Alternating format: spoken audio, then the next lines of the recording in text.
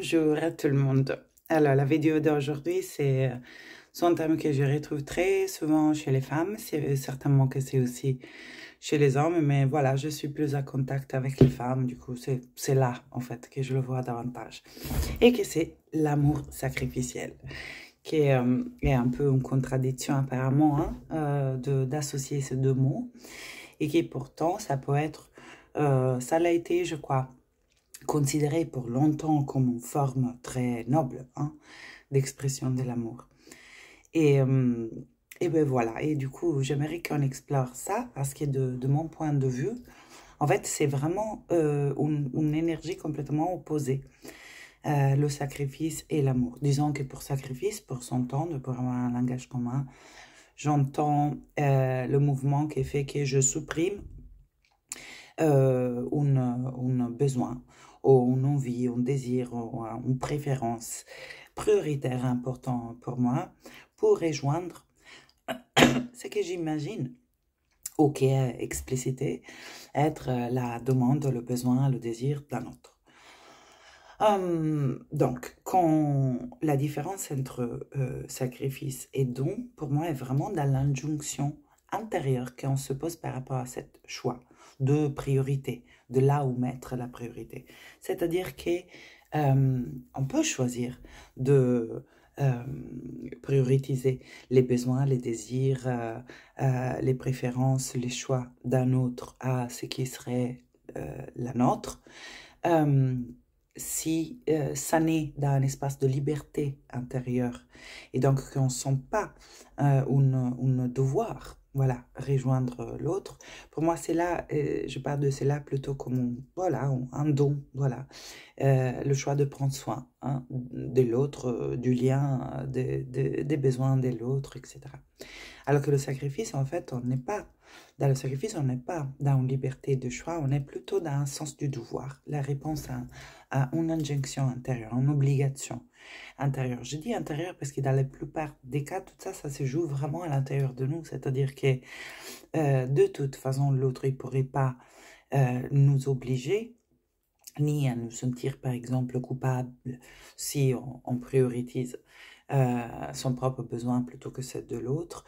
Et dans la plupart des cas, en fait, cette injonction est une façon de couvrir un besoin secondaire qui, au final, résulte à être encore plus important de notre élan désir que nous sommes en train de sacrifier pour l'autre. Je m'explique. C'est-à-dire que le sacrifice n'est pas un don gratuit qu'on fait à l'autre. On a un bénéfice qu'on tire de cette dynamique, on va dire, de l'oubli de soi pour rejoindre l'autre, vécu comme une injonction. Je souligne à nouveau, c'est toute là la différence.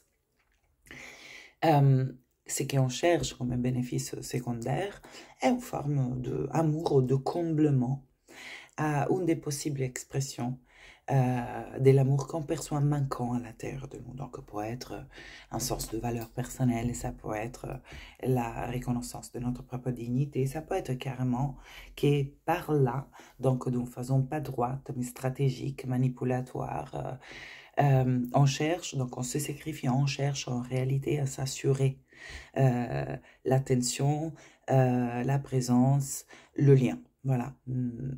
Et, euh, et donc, pour moi, il n'y a rien du mal dans cette dynamique. On peut clairement la jouer. Je trouve juste que ça peut être vraiment précieux qu'on mette des mots appropriés sur les choses. Donc, quand on parle du sacrifice comme amour, pour moi, on est plutôt dans un malentendu, au mieux. Voilà. C'est-à-dire que c'est plutôt marchandise, voilà. C'est plutôt je donne quelque chose de moi que je ne voudrais pas, mais je me sens obligée intérieurement car je me sens obligée par le besoin qu'il y ait un retour de quelque sorte. Donc un retour direct, par exemple, bah, je t'écoute même si je n'ai aucune envie, et c'est là, en quelque part, je le note, hein, dans le cahier de ce que je t'ai donné, qui du coup, à un moment ou à l'autre, je serai en droit de prétendre que tu me redonnes. Donc ça, quand le sacrifice cherche un bénéfice direct dans le lien. dans le lien qui se joue avec la personne envers laquelle on est en train de se sacrifier. Mais ça peut être aussi indirect. Donc, je peux avoir l'injonction intérieure d'être, voilà, dans la disponibilité d'écoute, puisque de cette façon, l'image que je confirme à moi-même, de moi-même, est une image positive.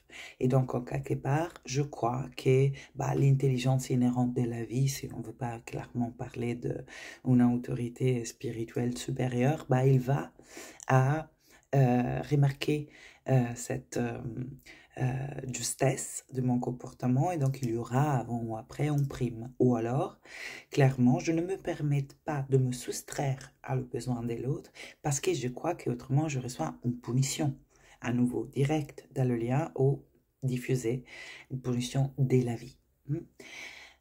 Et en fait, donc le sacrifice part de la perception d'un manque. C'est la différence principale entre le sacrifice de soi et le don de soi, pour moi. Le sacrifice pose dans la perception d'un manque, donc on l'a vu, un manque d'amour, un manque de reconnaissance de la valeur personnelle, un manque de conscience de sa propre dignité, et du coup, à travers l'action, de la priorisation du besoin de l'autre, ou du désir de l'autre, ou du choix de l'autre, par rapport à ce qui ça serait notre propre élan. En fait, dans cette dynamique, on cherche à combler cette zone manquante de valeur, manquante de dignité, manquante d'approbation, d'amour, dans toutes ses formes possibles. Et autre que donc partir d'un choix qu'il pose sur un terrain de manque intérieur, généralement on porte aussi une perception de manque dans l'autre. Donc quand je perçois l'autre, non pas dans sa nature véritable, moi j'utilise cette définition pour se comprendre, donc comme un être connecté à la vie, au tout, et un être qui dispose des ressources infinies de la vie, qui passe pas juste à travers nous qui sommes là en train de répondre ou pas à un besoin, mais quand on perçoit l'autre comme un être sans ressources, donc un peu séparé, on va dire, du tissu large, intelligente de la vie, alors on peut choisir de prioriser le besoin de l'autre au nôtre, justement parce que là, on a peur que lui manque. Donc, la perception de la manque envers soi. Je manque de valeur, donc en agissant comme une bonne personne, j'ai la sensation d'acquérir de la valeur. Je manque de conscience de ma dignité, je manque d'approbation, d'amour, et je crois qu'en fait, je suis obligée à être dans cette marchandise pour pouvoir m'assurer un retour d'amour, d'approbation, de présence quand j'en aurais besoin, etc. Ou alors, c'est un manque projeté dans l'autre. Je tourne à dire, pour moi, dans la dynamique du sacrificiel que je peux clairement vivre, il n'y a pas quelque chose de mal, mais appeler ça amour, même une forme très élevée, très noble d'amour, qui passe par l'oubli de soi, je trouve ça délicat.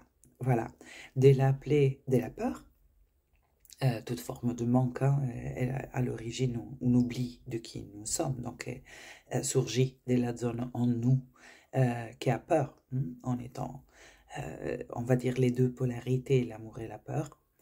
Donc en étant l'expression de la peur, on peut pas, si on le nomme amour et dans une expression élevée, ça crée une confusion à l'intérieur. Après, chacun est libre clairement de choisir.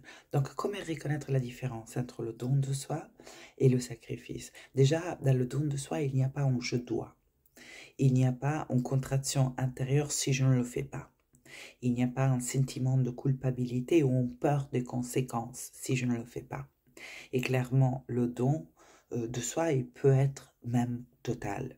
C'est-à-dire que pour moi, il n'y en a pas des limites prédéfinies à ce qui est sain de donner et ce qui ne l'est pas. Je me garde beaucoup de tout ça. Moi, je peux croire qu'on peut choisir librement de donner beaucoup de son temps, de son énergie, de son attention, en étant dans le libre choix et du coup en étant dans la joie. Donc pour moi, effectivement, le curseur, l'indicateur de quand il s'agit d'un choix qui surgit de la peur en nous, donc dans l'oubli de notre nature divine, donc déjà digne, déjà pleine de ressources, déjà valable, et de la nature divine de l'autre également, juste la même chose qui vaut pour soi. Quand il naît dans une zone d'oubli, donc le don devient sacrifice et n'amène pas en fait une expérience de joie.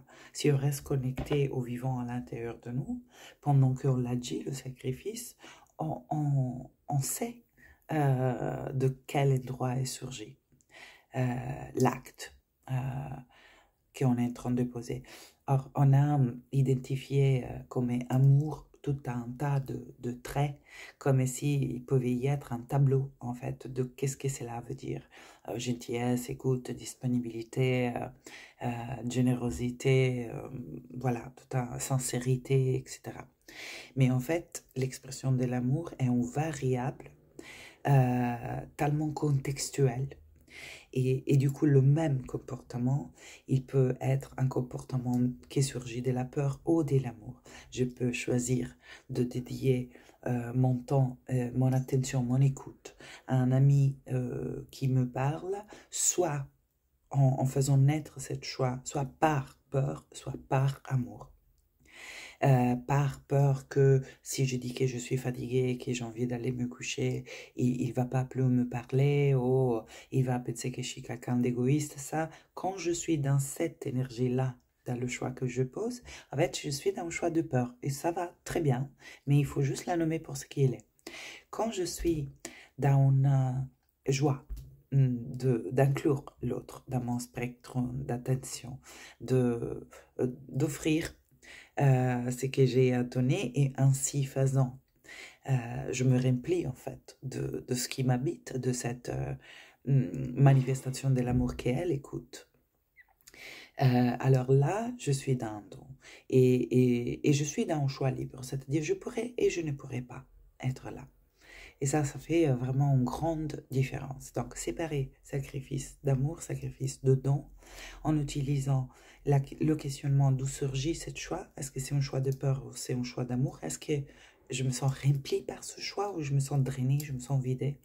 Et après, laisser aller tous les tableaux de qu'est-ce que ça veut dire aimer et qu'est-ce que ça veut dire aussi aimer de façon saine.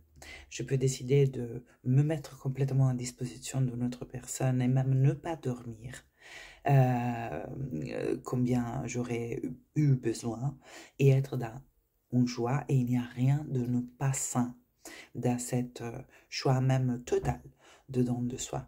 Mais juste regarder de quel endroit surgit, est-ce que ça vibre, est-ce que ça me replie, est-ce que c'est joyeux à l'intérieur de moi ou pas, pour identifier de quel endroit surgit.